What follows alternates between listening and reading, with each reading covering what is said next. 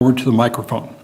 Speaking in public may cause some individuals to be uncomfortable, so everyone is asked to be professional and respectful at all times. Now we will entertain the Pledge of Allegiance, and I'll ask our Vice Chair, Commissioner Price, to lead us. Thank you. I pledge allegiance to the flag of the United States of America and to the republic for which it stands, one nation, under God, indivisible, with liberty and justice for all. Thank you.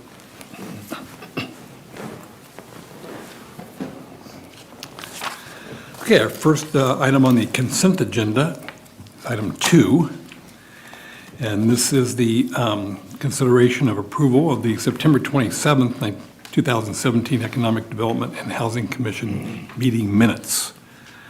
Do I have, first of all, are there any edits or modifications to the meeting minutes? Everyone's had a chance to review them? Okay, do I have a motion to approve? I'll make that motion to approve the September 2017 meeting minutes. Okay, that's Commissioner Price. Do I have a second? I second that motion. Okay, Commissioner Altamirano. Okay, do we have a vote? All those in favor? Aye. Aye. Aye. Okay, opposed? Hearing none, the meetings are approved. The September 27th, 2017 minutes are approved. Moving on to agenda item number 3, consideration of Resolution 17-02, setting the time and date of the Economic Development and Housing Commission meetings for 2018, next year. In your packet, you have a list of dates under item 3, and they start off with January 24th. March, May, July, September, and November. Do I have any discussion on those dates? Do I have a motion to approve those dates? I move to approve the dates. Okay, Commissioner White has moved to the motion. Is there a second? I second to approve. Okay, Commissioner Bell seconds. Okay, any further discussion? Well, all those in favor? Aye. Aye, aye. Okay, it passes as well. So now we have our calendar for next year, 2018. Okay, now we're going on to the regular agenda. And we have agenda item number 4, which is an update on the Pioneer Bluff and Stone Lock Reuse Master Plan. Yes, Mr. Chair, Katie Yancey, our Senior Program Manager in our department, will be making the presentation tonight. Okay, thank you. Welcome. Good evening, Mr. Chairperson and the Commissioners. Thank you for attending a special meeting right before the holidays. I do really appreciate that, and I promise when I get to the end of this presentation, when I talk about the upcoming schedule, it'll make sense why I asked you guys to all come this evening. So let me start off with a deep appreciation for you all being here this evening. I do have a PowerPoint presentation that I'm sure Polly will be bringing up in a moment, and we'll go through sort of where we are and what we're here to discuss this evening. Thank you so much. So, we are here to talk about the Pioneer Bluff and Stone Lock Reuse Master Plan. It is funded by a Strategic Growth Council grant that we received in 2015. It's about $400,000 worth of grant funds that was awarded to the city to prepare a reuse master plan for the Pioneer Bluff area. And then in 2015, late 2015, the city council requested that we include the Stone Lock area into the reuse master plan. The port had reacquired the property back from the former redevelopment agency once it was dissolved. And so we went to the Strategic Growth Council and said, we'd like to add this additional area, and they said that was okay. In 2014, the City Council approved a document called the Pioneer Bluff Transition Plan. It was a sort of initial broad brush feasibility study looking at the potential to redevelop Pioneer Bluff and what it would take in terms of infrastructure projects, the the cost of those infrastructure projects, and it basically was to determine, was there enough positive residual land value after all was said and done to be worth all the effort? And it concluded that there was, that the real estate was very fragile, and that we really had to have a high fidelity to the vision in order to achieve the outcomes that were desired, because we needed all those economies of scale and premiums that come with an urban product to pay for all of the deindustrialization and infrastructure projects that were required. So when we received this grant, it was very clear that it was not going to be a specific plan. It's not a specific plan like the one that we have in the Bridge District, which includes like a financing plan and CFDs to pay for the projects and its own CEQA document. The timetables for getting Pioneer Bluff to its ultimate vision are too far off for a document like that. And so we decided to do something called this reuse master plan. We have others like these in the city. The one that we did in Washington, it's a sustainable community strategy. That one, it's not stopping us from implementation. We received a $6.7 million cap and trade grant based on that project. So don't get caught up in the terminology. It doesn't have to be a specific plan to be implementable. It just doesn't have these other goodies that come with it, like a financing plan or a CEQA document. Specifically, our work program actually precludes us from doing a new CEQA document too, so it kind of all worked out nicely that way. Our work has been really focusing on due diligence, so taking a look at the vision and saying, can it actually be done? And looking at a lot of those loose threads that the Pioneer Bluff Transition Plan identified and sort of running those to ground. And it really said there were two big issues in Pioneer Bluff. It was the amount of developable land. How much developable land do you have out there? Because it's a very narrow peninsula. So it said, look at the flood setback, look at rail relocation, attempt to maximize the amount of buildable land that you have out there. And then it also said you only have really one way to get in and out of Pioneer Bluff, so look at how you can increase connectivity. And those were the two mandates that came out of the Pioneer Bluff Transition Plan. And so with the grant money, that's what we've been focusing on, how to accomplish maximizing developable land and increasing circulation and connectivity. This document has to be approved in May 2018, so that's reason number one why you're having your special meeting, is that we're trying to wrap this all up. So again, thank you for being here. I also just wanted to mention that we're taking all of our guidance from the general plan. And the general plan has a mandate in it that we actually prepare this document. It's in the land use element, and it says, go forth and prepare a reuse master plan for Stone Lock and for Pioneer Bluff, and then actually create transition tools that will guide the deindustrialization. So all of this is coming from the general plan, and you'll hear me talk a lot about the general plan as we're going through sort of an update on where we are today. So thank you for that introduction. So for listening to that long introduction, we've been to you before. We came to you in July of 2015 to kind of let you know how we were doing with working on those early action items out of the Pioneer Bluff Transition Plan. And then we came to you in May 2016 and we said to you, okay, we know there's at least going to be 2 volumes. We're going to call the Pioneer Bluff Transition Plan Volume 1, and we're going to call this transition strategy that we're working on Volume 2. That has since evolved, and I'll talk a little bit more about that in a minute. The transition strategy that we spoke with you at the time talked about the processes, roles, and timelines. So we said there's 3 steps: deindustrialization, land development, which is putting in new infrastructure, and building development, that's going vertical. And these are the same processes that you see in the Bridge District, and they're all occurring at the same time. You have sack stucco, deindustrializing, new infrastructure that's sitting out there that occurred with the Prop 1C grant, and then we have our new wonderful development. So you'll see all 3 of those stages in the Bridge District right now, and Pioneer Bluff has to go through all 3 of them as well. We talked to you about the timeframes. We kind of said maybe deindustrialization could be completed in 7 years. Maybe we can go vertical with development 3 years after that, but we didn't really have a good sense, so I'll talk to you a little bit more about the phasing and the timelines later in this presentation. And then we talked about the different roles that the city has. The city is a property owner out in this area, as well as the port. We also serve as the land use regulator. Through the general plan, we determine how the property can be built, what the minimum densities are, what the roadway network should look like. And then we also provide infrastructure. So we have a whole new infrastructure system that will need to be installed in Pioneer Bluff, and we've been doing some very basic due diligence on what that would look like. Our new timeframes for deindustrialization, in response to some of the comments that we received from this commission, the last time now take into consideration environmental remediation. And so we're looking at heavy industry, and we're probably targeting heavy industry, meaning rail relocation, tank farm relocation, and the remediation associated with it probably not occurring until about 2030. So that's a new timetable that we haven't really discussed before. But it is possible that because Stone Walk does not suffer from that same heavy industry, that we could see early development in Stone Walk way in advance of that timetable. So maybe as early as 2021, we'll see development in Stone Walk. And if Aaron is successful, we may see it even sooner than that. And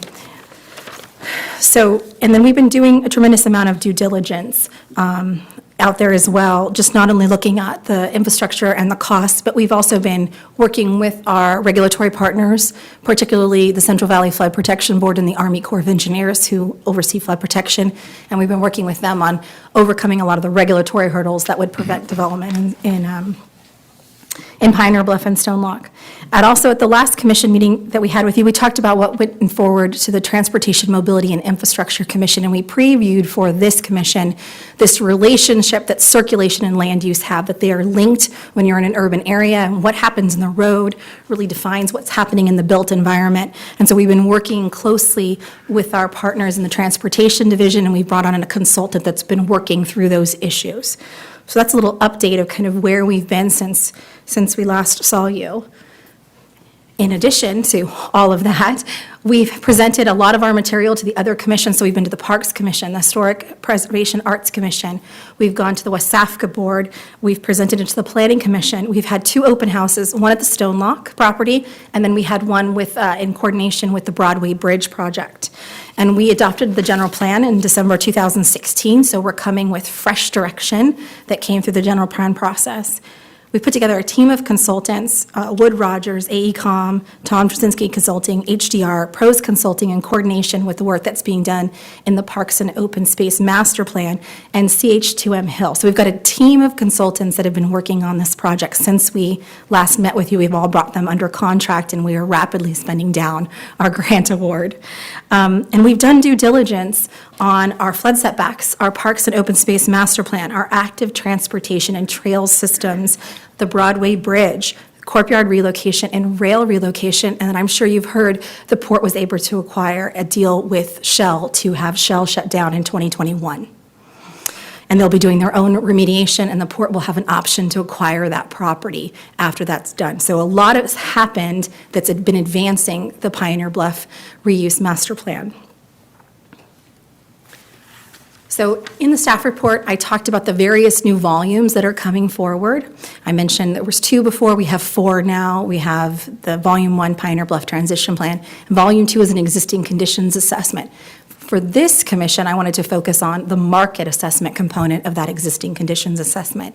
So we hired a consultant to go out and do a very broad brush market assessment looking at historic trends and kind of say what's happening in the Sacramento region in relationship to the urban product type that's anticipated in the general plan, and what does that mean in relationship to this project area. So we're a significant portion of this downtown urban core area, Pioneer Bluff and Stone Lock. It's about 300 acres.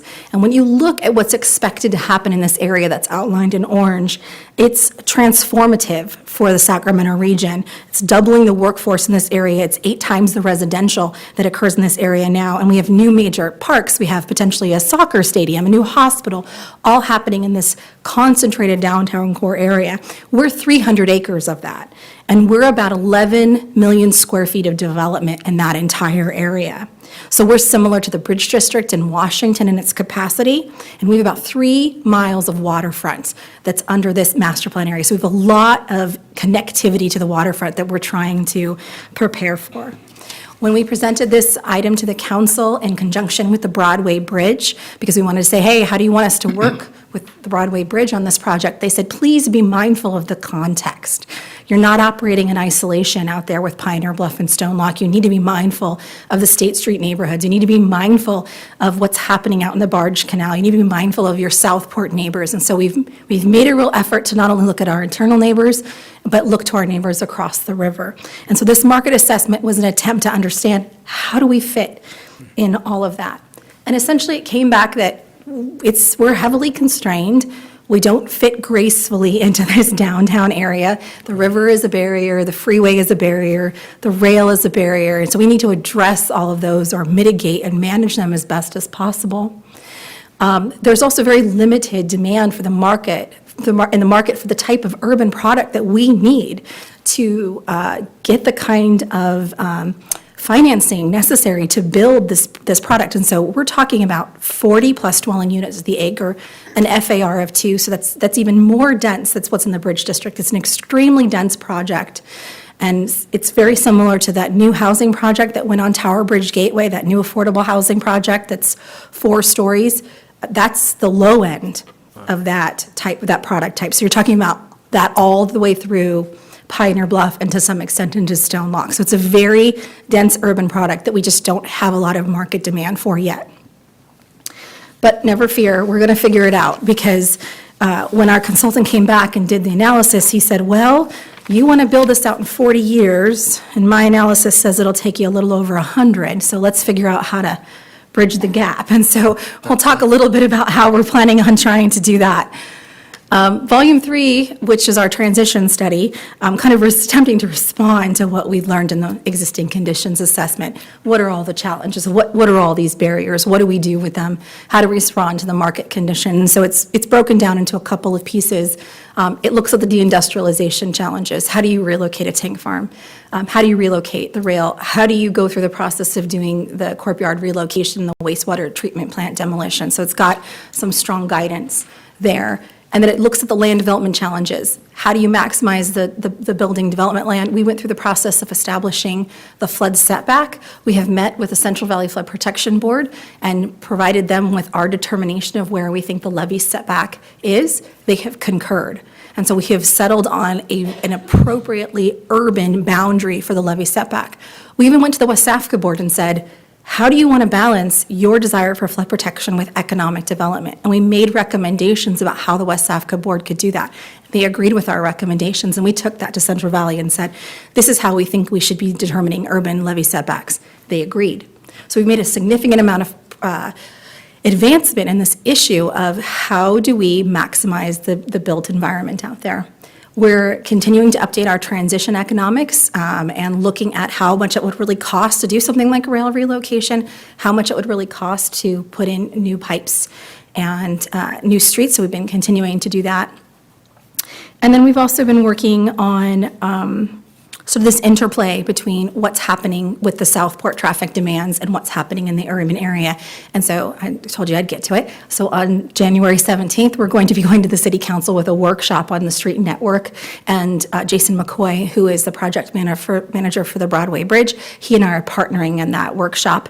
And we'll be bringing to the City Council a discussion of different street network alternatives, how they work with the Broadway Bridge and the overall city street system. So again, we're attempting to sort of address that connectivity issue that I mentioned in terms of figuring out how to eliminate those barriers for Pioneer Bluff. So we're attempting to reconcile those transportation needs with this urban outcome that's anticipated.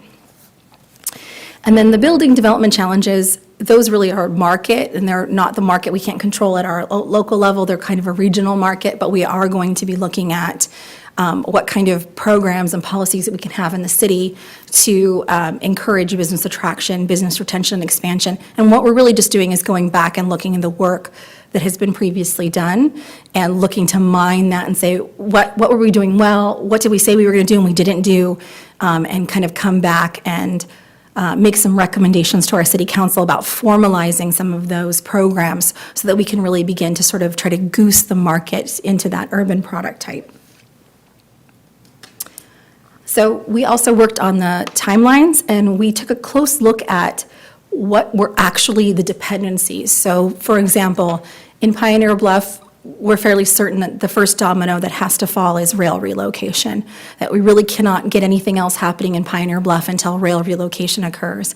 And so we put together a phasing strategy, and this is just a summary table of that takes property down in 5-year chunks and groups them into these development objectives. And it says, you can see at the beginning, we're working on deindustrialization. So the next big thing to fall is waterfront access and regional parks and amenities. And why that's the case is that we were looking for some early wins.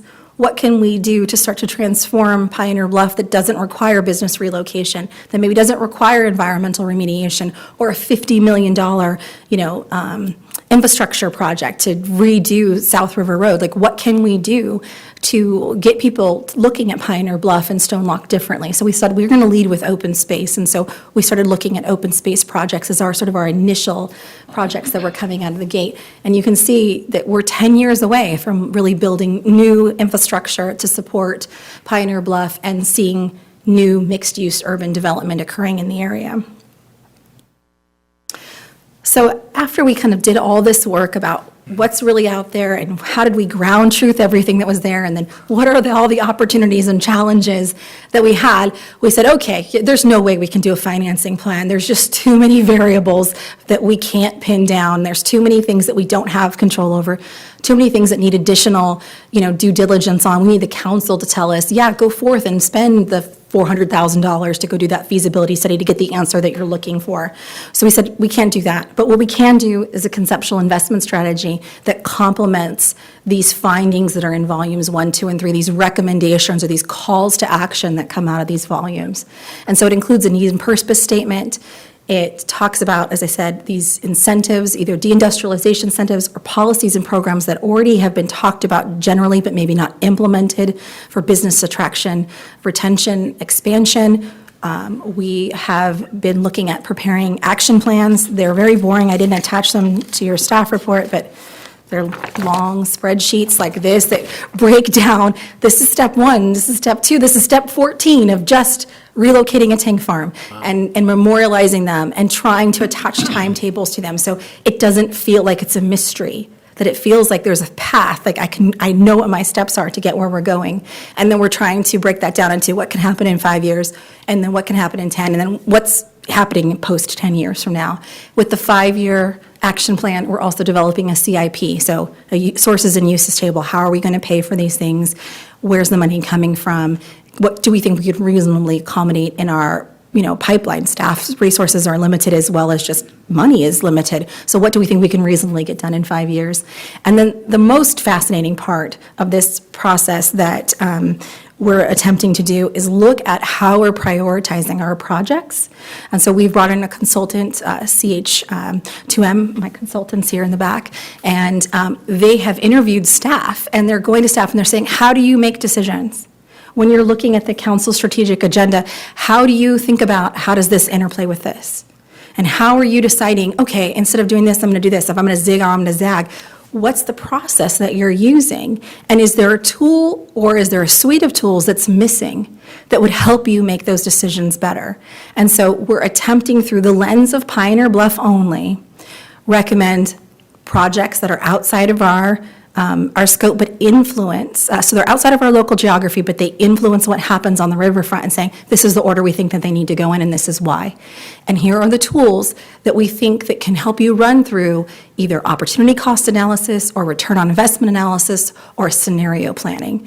And so that we're proposing in the conceptual investment strategy, a path for developing that suite of tools, and we're hoping that the City Council will pick that up and run with it.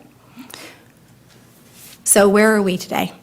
Volume 1 obviously completed in 2014. We're 90% of the way done with the existing conditions assessment. We're just waiting on the municipal utilities baseline assessment, and a draft was just emailed to me like at 5 o'clock just now. So we're almost done with that piece. We're about 80% complete with the transition strategy. We're still waiting to get a programmatic list of the municipal utility improvements that are necessary. We have till the end of this month, so December 31st, our consultant's supposed to be delivering some draft parks and open space improvements that's being done in coordination with the Parks and Open Space Master Plan update. The street network, I mentioned we're going to council on the 17th to discuss with them. And then have a great project that I look forward to talking about in greater detail, which is related to the Stone Lock facility. When we had the open house at Stone Lock, we heard a lot of the public say, please do something with this. It's so unique. It's so different. This just calls for special attention. And we heard them. We hired Wood Rogers to go out and do something called pardon the techno language, bulkhead alternatives assessment report that looks at what the flood protection solution is out there, and not look at it through the lens of flood protection, but look at it the lens of like recreation and habitat restoration and historic preservation and Fisk Passage and water quality in the deep watership channel, like all these co-benefits that really are not being looked at when you're trying to just deal specifically with flood, although they are a core mission of the Army Corps of Engineers. We're just they've generally just focused on the flood protection solution. And so they're nearing completion with that report. They've sent over a draft, and we're excited to say that looks like some of their recommendations actually have substantial cost savings potentially for the Army Corps of Engineers. So looking at things through a different lens sometimes ends up with a really, really positive and cost savings approach. So we're almost done with Volume 3, and then Volume 4 we just started. We just started a few months ago working on Volume 4, the conceptual investment strategy, and all the parts are in draft form. So the introduction, the action plan, the CIP, the project evaluation. I attached a diagram to your staff report. That's all the projects that we're attempting to evaluate and organize and describe the relationships to. So we're about 30% of the way done just in our first drafts of all that, and we anticipate that we would be finished with those probably by the end of February. And so we'll be going to City Council on the 17th to workshop the street networks, and then we'll be going to the Planning Commission March 1st, kind of roll out the entire reuse master plan, and then going to City Council on the 21st, and then on the 4th, seeking approval of the document. So we wanted to check in with all of you first. You gave us a lot of really positive feedback when we were here in May. Some of the things we're going to be able to do something with, we really took a hard look at environmental remediation as requested by this commission. This commission also asked us to look at telecommunications. We're not there yet. We're still kind of dealing with very basic backbone stuff, but that idea that it needs to be there is included. It's referenced. We're just not incorporating into the backbone infrastructure. So thank you so much for sitting through my presentation. I'm happy to answer any questions that you have, but that concludes my comments. Thank you. Thank you, Ms. Yancey. Let's see, can we bring the lights up again? Thank you. Excellent. Okay, let's start out. I'll go over to Commissioner Bell. Do you have comments?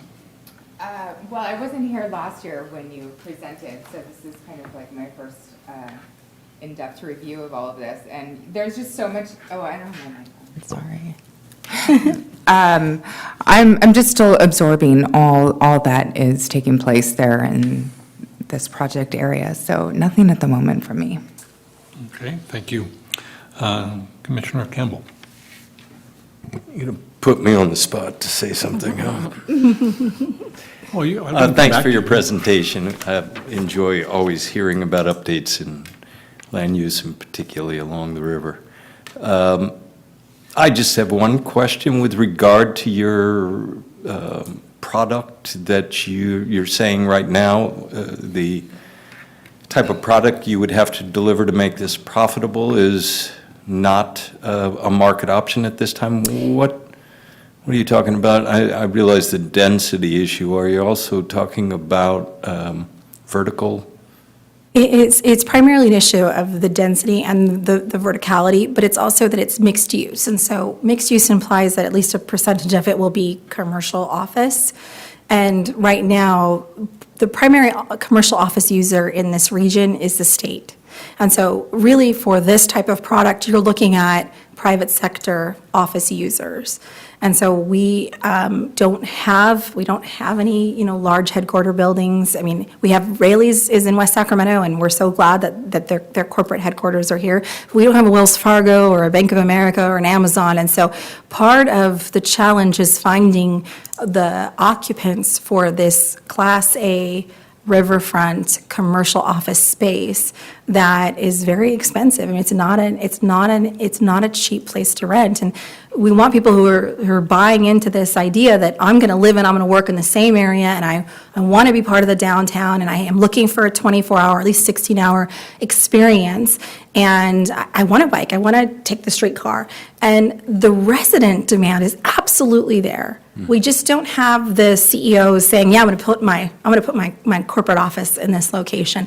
And so Greater Sacramento has been really reaching out to the Bay Area and saying, please come consider Sacramento as part of an extension of the Bay Area. And so we're going to just have to keep working at getting those kinds of users interested in an urban commercial product that works in this kind of a mixed-use configuration. So the residential is not as much of a concern. It's really the commercial that we don't really have an existing market that we can draw from. Okay, that explained your comments about economic development, so I was a bit confused, but thank you very much. The Natomas properties just up the river a bit, which do provide Class A commercial, that's That's a different product type. unique and, Yeah. okay. We're talking about high-rise office users. Sure. Or, you're talking about like Class 1 lab space. So we just don't have a lot of that product type here. I mean, the main office user in the region is the state. And so we're looking to bring in additional non-government entities that are looking to occupy several floors in a, world-class building.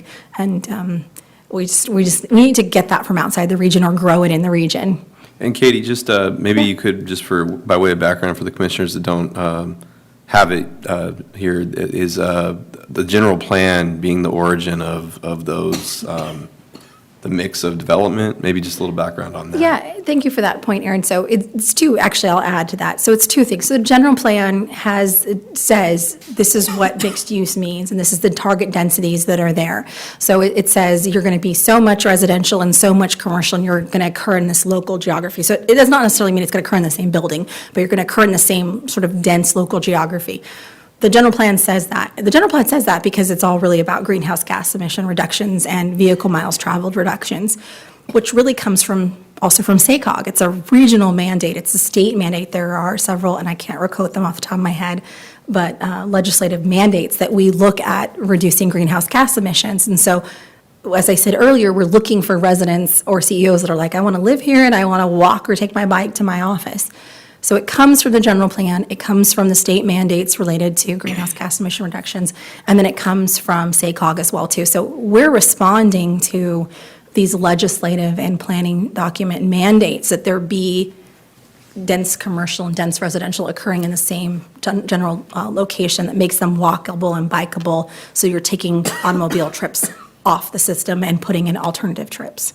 And that's not something that originated even with this general plan update. That's something that goes back 30 years. The city's incorporation, this area was designated for that type of development from day one. So the main point Katie has made very well, that I'll just reiterate, is that the office side of that equation is particularly challenging given the Sacramento market. But like Katie said, we're going to be working towards different angles to balance that, and hopefully when that demand does land in Sacramento, it's going to be on our riverfront predominantly. Great. A follow-up question then. What are your contingencies if you progress deindustrialization, you begin to look at infrastructure, and you have financing for that, but ultimately your end-use product isn't going to allow for the residential commercial development? What do you do then? I love the plan. Sure. Can't wait to get there. Well, I don't want to sound like I'm passing the buck. So when the council tells me it's okay to develop a contingency plan, I'd be happy to answer your question. Okay. Right now, they've told me stick to the vision, figure out a way to make the vision happen. So I have my own personal thoughts on what those could be, but right now, the idea with this grant is solve for X, and I'm trying to solve for X. Thank you. Hi, Katie. Hi. Real quick, thank you for the presentation. When I was in the Arts, Culture, and Historic Preservation Yeah, Commission. I remember you. Yeah, I went over to the open house in Stone Lodge. Yeah. And I definitely did see the potential, so I'm excited to hear that, things are moving forward, and I can't wait to hear about those future plans. Fantastic. But thank you. Commissioner White? Thank you for presenting this, Katie. It's nice to see a big update on it, too. My question for you is, on the map, you also show the tank farms that are on the other side of the river. Are those going to move as well? So that's a good point. Our infrastructure is interconnected, and so whether or not they move is kind of dependent on a lot of factors. So the first thing I'll tell you is we don't know where the Broadway Bridge is going to go. So the Broadway Bridge has different alignments, and those alignments affect tank farms on their side as well, too. And so there's a recognition that even just building the Broadway Bridge, which is backbone infrastructure, it's for Pioneer Bluff and Stone Lock, may require a cooperative effort with the city of Sacramento to at least address maybe one or both of their tank farms. That's too out in the future, I don't really know, but it's there as a possibility. They also, both of them have pipes that feed their facilities that run through West Sacramento. Those pipes are in my reuse master plan area as well. So the facilities themselves, we could maybe find a way to thread the needle where the Broadway Bridge doesn't affect all of them, and I think that's been one of the goals of the consulting firm that's working in the Broadway Bridge. I don't know that we can do that with the pipes that feed them as well. So there are too many variables related to that. So it's better to be safe than sorry and say they may need to be addressed because of either the underground infrastructure or the future transportation infrastructure that we need. Well, I know the plan that I've seen from Sacramento has them moving as well. Yes, they passed a joint resolution with the city of West Sacramento about 10 years ago that said, let's try to work together on tank farm relocation. And so every now and again, we talk to their economic development people and say, where are you at with that? Where would you like to go with that? Checking in, and they're working on that on their own side as well. Thank you. Okay, Commissioner Price. Just a little bit of clarification. I like your approach, dealing with the open space element first. Seems to be the low-hanging fruit. Where the cement silos used to be, it's labeled Smart Growth Investment. Can you explain that? What that is? What that means? Smart Growth Investors is the name of a company that owns that land. So it's excluded from this master plan? So yes, the property that's labeled Smart Growth Investors, and then the property that's labeled CEMEX on attachment 1 of the staff report, that's part of the Bridge District specific plan. Oh, it is? It is. It's officially part of that plan, so. Okay. That's one of those edges that I'm trying to be sensitive to in terms of the context, but it's not in my planning area. And the Stone Lock development, I'm going to assume that that's future housing in that, It is zoned for something called mixed-use neighborhood commercial. So it's future housing with some neighborhood commercial built into it. It's a lower threshold for that mixed use that I was talking about earlier. It doesn't require that high-rise commercial. You can have more like the Natoma-style commercial down there. okay, I like the plan also. I see the challenges. The railroad is definitely a challenge, anybody that's dealt with the railroad, folks. But good plan, thank you. Thank you. Okay, hi, Katie. Hi. Thanks for your enthusiasm. My pleasure. And your excellent presentation. It was and nicely done. I had a couple things, and one of in the earlier drawing map, I think the first map you had shown an infill where the locks used to be. I saw that to be an infill. Is that land infill? Is that correct? I'm not following you. Sorry, sir. Are you talking about one of the maps I showed in the presentation earlier? Yeah, go back to one of the first, This one? yeah, that one. Yes. Okay, so I'm seeing an infill area to the right, yeah, where the inlet to the This right here? previous locks. Yes, right Oh, there. So it says no deindustrialization needed, so meaning there's nothing there that needs to be done in terms of getting it ready for future development. That's what that Okay, so that's fill in. not an infill, Well, or is it? It's a difficult question to answer. Probably not. Probably not. The general reevaluation report, which is the Army Corps of Engineers report, proposes a levee to be filled, for this to be filled in with dirt. That is the recommended flood yeah, I know, that reaction. For those of you that can't see the commissioner's reactions, that reaction is common when I say that. Part of that work that we have Wood Rogers under contract that came out of the open house for Stone Lock is to look alternatives, that we're looking at other alternatives to filling that in with dirt. So basically that island that's out there now that's sort of just accumulated over time, they'd be putting more dirt on top of it to sort of put a new levee there. And we're looking at alternatives to that look at recreational fish passage, water quality co-benefits, and we'll be making recommendations to the West Safka Board that they look at a different alternative. And the primary alternative to that would be utilization of the existing Well, walk, right? the report's in draft form. I'm happy to say. I think it's okay to. Okay. Yeah. The draft report does make a recommendation that we look at re-electrifying the sector gates and improving the eastern sector gate so that it can withstand a 200-year event. 200-year plus 3 is what they call it. So it's 200-year, and then there's 3 extra feet just in case. So they can withstand a 200-year event. That would allow for water to make its way into the Deepwater Ship Channel. We would have flood protection into the Deepwater Ship Channel. Would also allow for some fish to pass that are migrating in up from the Deepwater Ship Channel, getting themselves back into the Sacramento River. And frankly, it's how the thing used to operate. So it checks that box for historic preservation as well. So that is the draft recommendation that's come out of Wood Rogers' report. And you're the first people outside of me and Aaron to hear that. So Well, thanks for your candor. it's my pleasure. If the boss tells me it's okay, Well, I'm yeah, okay with I it. think it's a great question. It's true. It is the recommended alternative right now, but It is. there are cost avoidance strategies there. All the other reasons that Katie articulated about recreation and just what makes sense. But it's an alternative that wasn't really analyzed yet. So Katie is and her consultants have attempted to fill in that gap, and it is a draft recommendation. But I think it's worth answering the question there that we are looking at that alternative as a pretty obvious alternative to what otherwise would have been a very, landscape changing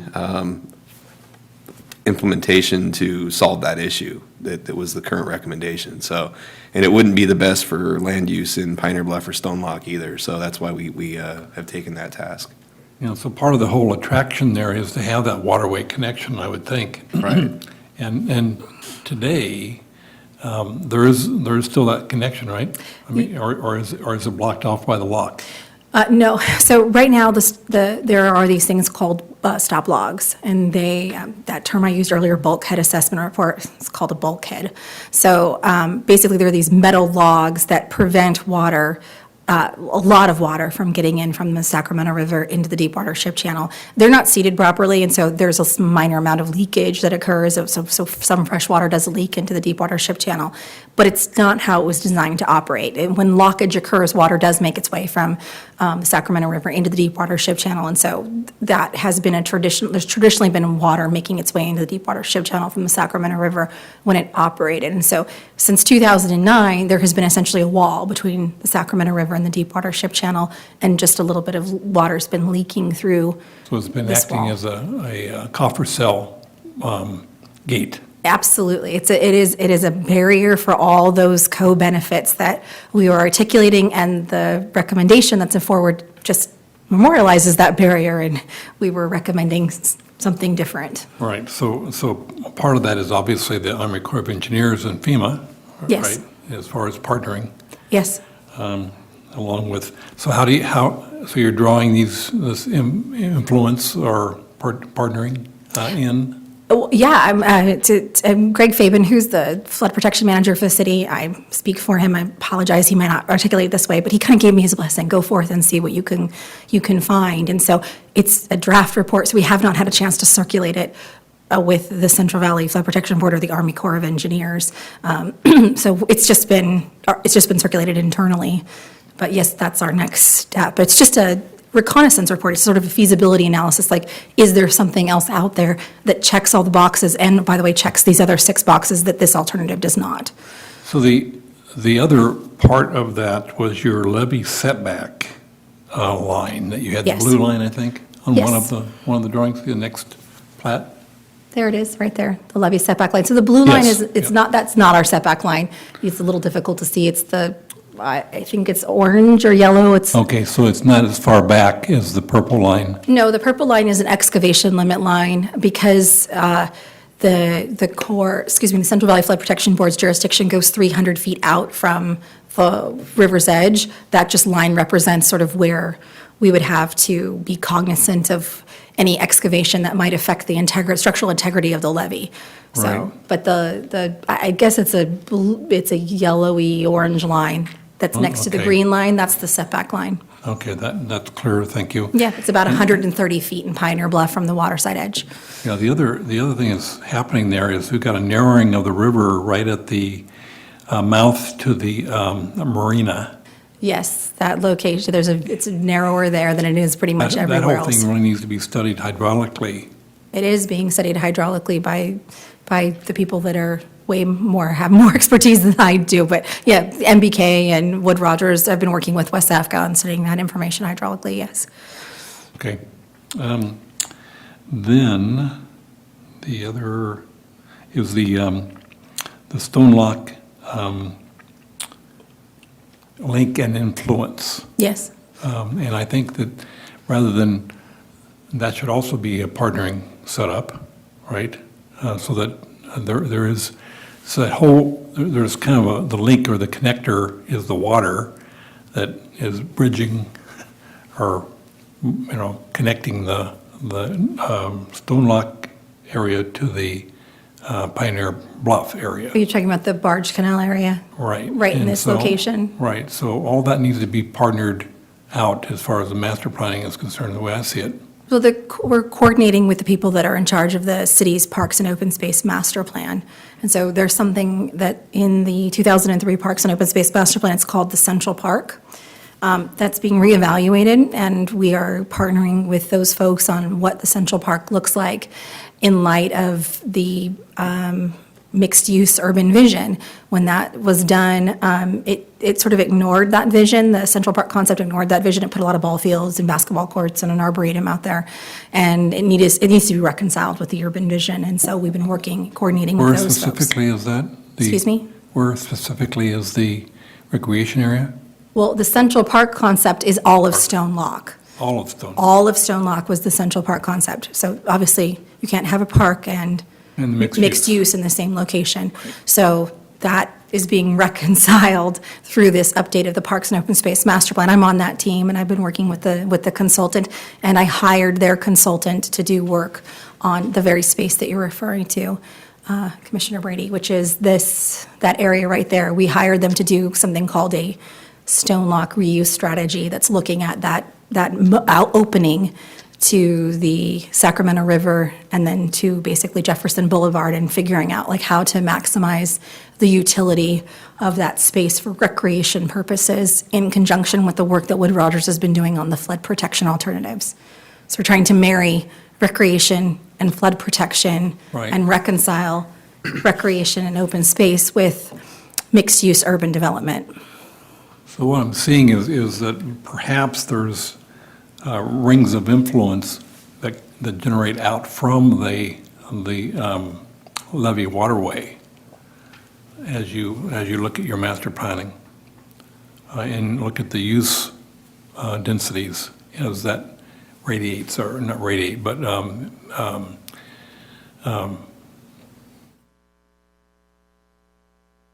moves out from those areas, because there are going to be bands of Yeah. influence. You're absolutely right. I am not creating new land use controls with this document. I'm not permitted to do that, but for my grant funding.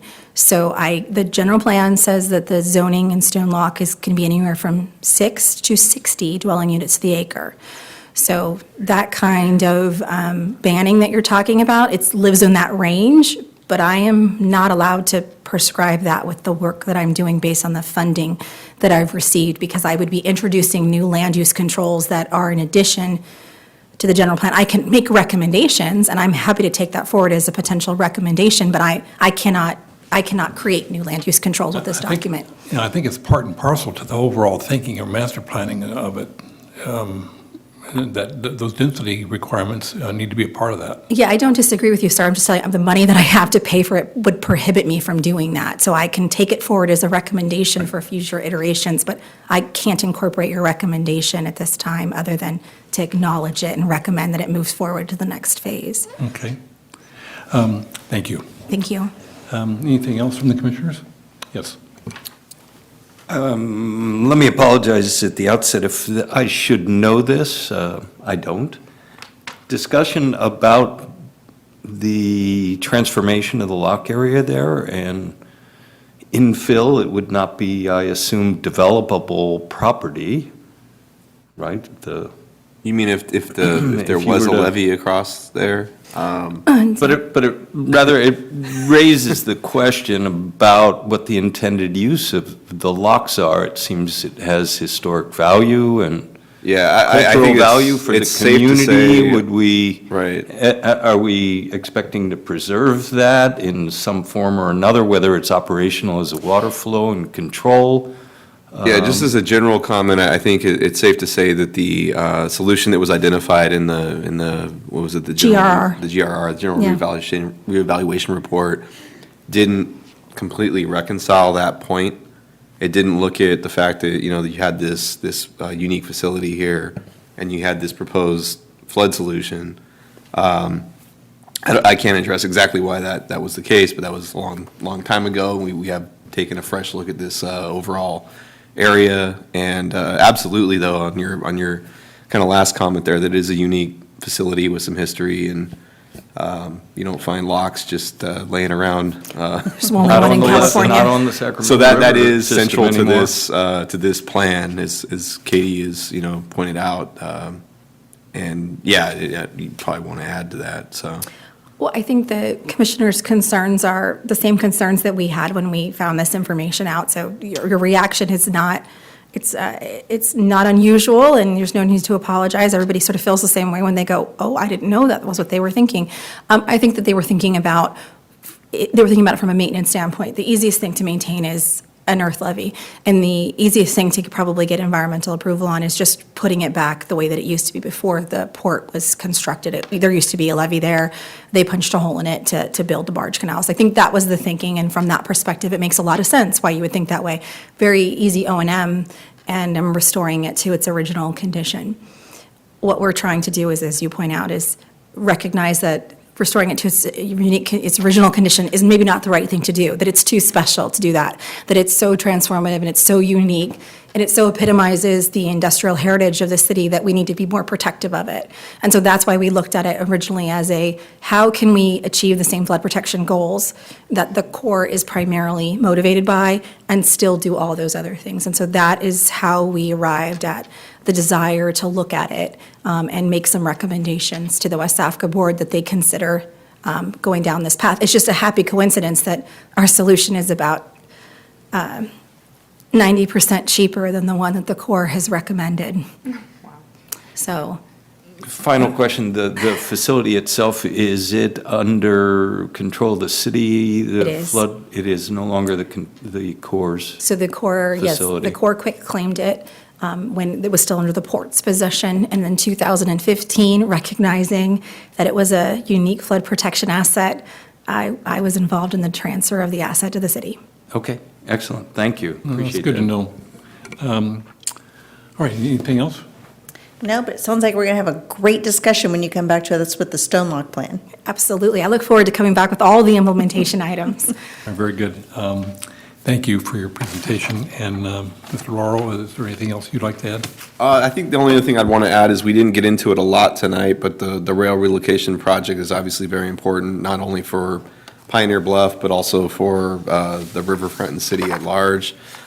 We are pursuing a pretty aggressive strategy around a financing plan, and we did a study that just got completed very recently to confirm that it was both technically and potentially financially feasible. So as we get more into that financial strategy, more into the plan, I could see us coming back to the commission sometime in 2018 with an update on that project as we move ahead. So it's a big one. It deserves its own item once we get to the appropriate stage, but it definitely ties into this work. And that's why Katie included it in her presentation. Great, thank you. This will conclude item 4 of our agenda. Moving on to item 5, under a general administration function, requests and comments from the commissioners.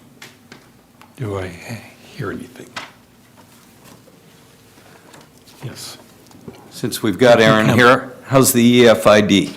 It's formed, so if you haven't heard yet, we are I have confirmed that we were the first one in California to be fully formed. Since then, there are a couple other ones, one in San Diego, one in the city of Laverne is the other one. So just in case you missed it, the Enhanced Infrastructure Financing District, I know we did workshops at the commission before, but it's our new form of tax increment financing to allow us to basically collect property tax growth and bond against it or pledge it to new capital investments. So it's kind of the city's post-redevelopment plan.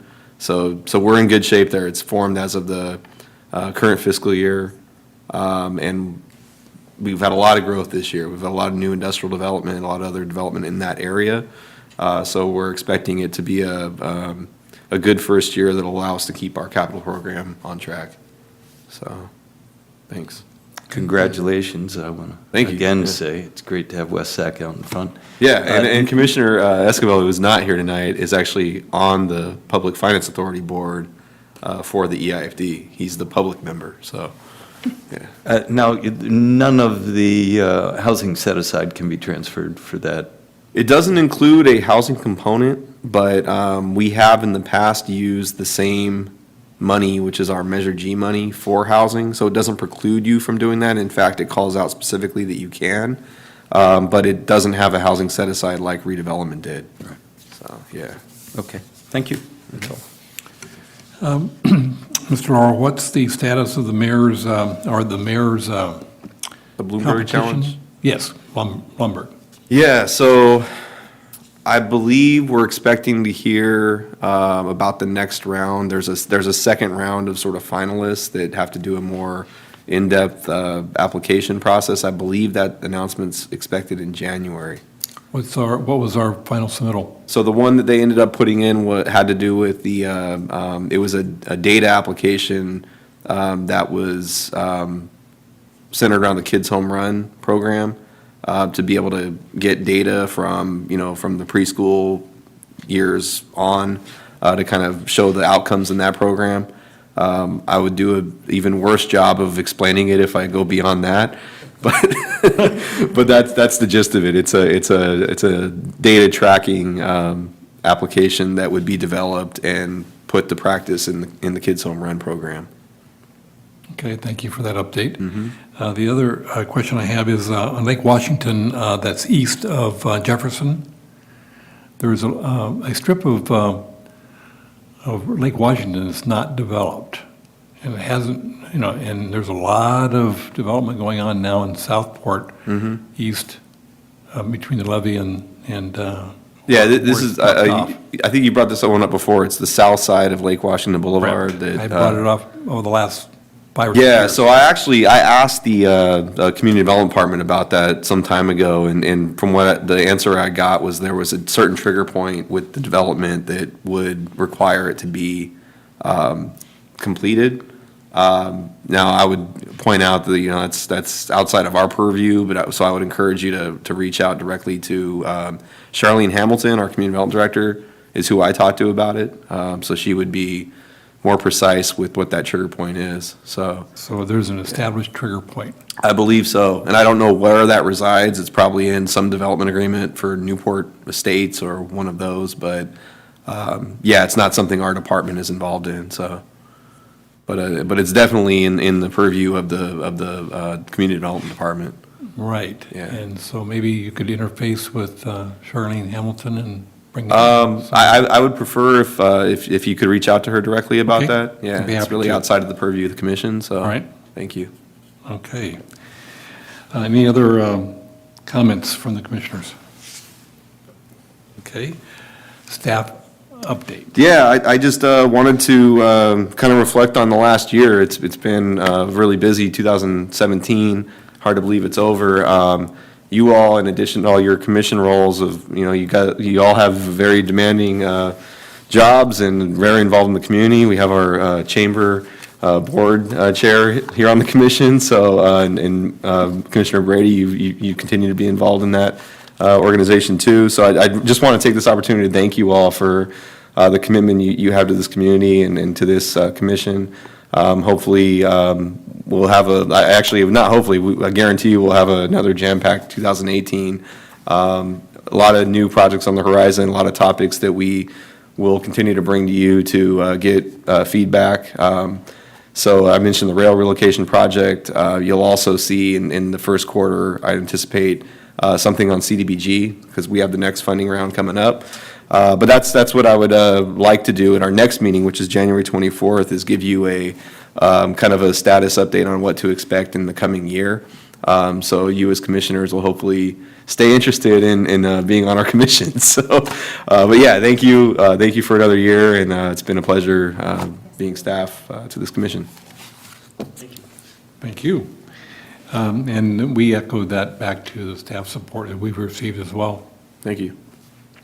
So our next meeting is January 24th, 2018, correct? Yes, January 24th, and it'd be, I think that's our regularly scheduled meeting that you just approved the calendar. Right. Okay, great. Anything else before I adjourn or recommend or entertain a motion to adjourn? Oh, just one other thing, thank you, Polly, that, just to reiterate in case you don't know, that we'll be closed next week. So if you email me, I might respond, but City Hall is closed. So just take note of that. Thank Enjoy you. your respite. Thanks. Okay, I still have entertainment out there for an adjournment. I move we adjourn. Is there a second? Second. Okay, so we've have a motion by Commissioner White and a second by Commissioner Price. So all those in favor of adjourning? Aye. Opposed? Hearing none, we're adjourned.